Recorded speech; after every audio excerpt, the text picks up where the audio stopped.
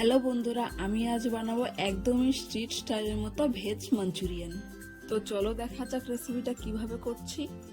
তার জন্য প্রথমে একটা পাতাকপিকে একদম মিহিনভাবে কুচি কুচি করে কেটে নিতে হবে।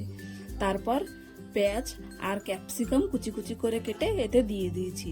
যেহেতু আমি ভেজ মাঞ্চুরিয়ান বানাচ্ছি তার জন্য শুধু সবজি অ্যাড করছি।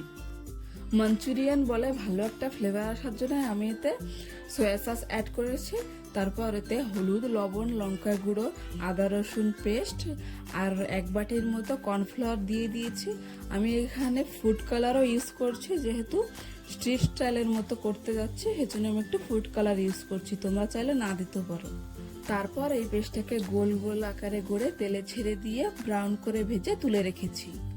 মাঞ্চুরিয়ান বল বানানো হয়ে যাওয়ার পর এদিকে একটা কড়াইতে তেল নিয়ে গ্রেট করে রাখা আদা আর রসুন দিয়ে দিয়েছি। তারপরে লম্বা লম্বা করে কেটে রাখা পেঁয়াজ আর ক্যাপসিকাম দিয়ে হালকা করে ভেজে নিয়েছি। পেঁয়াজ আর ক্যাপসিকাম যখন হালকা নরম হয়ে যাবে তখন হলুদ, লবণ, লঙ্কা গুঁড়ো, soya sauce, vinegar, tomato sauce আর একটা বাটিতে 1 চামচের মতো কর্নফ্লাওয়ার গুলিয়ে দিয়ে দিয়েছি।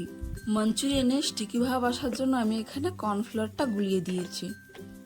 যেহেতু মঞ্চুরিয়ান আমি এখানে একটু কম বানাচ্ছি তার জন্য আমি 1 চামচের মতন কর্নফ্লাওয়ার গুলিয়ে দিয়েছি। তোমরা যদি ফ্যামিলির জন্য বেশি করে বানাতে চাও তাহলে 2 চামচের মতন কর্নফ্লাওয়ার গুলিয়ে দিতে পারো। কর্নফ্লাওয়ার স্লারিটা দেওয়ার পর হালকা একটু নেড়েচেড়ে মাঞ্চুরিয়ান বলগুলো দিয়ে দিয়েছি। যাতে মাঞ্চুরিয়ানের মধ্যে ফ্লেভারটা ঢুকতে পারে তার জন্য মাঞ্চুরিয়ানগুলো দিয়ে 5 মিনিটের মতো নাড়তে হবে।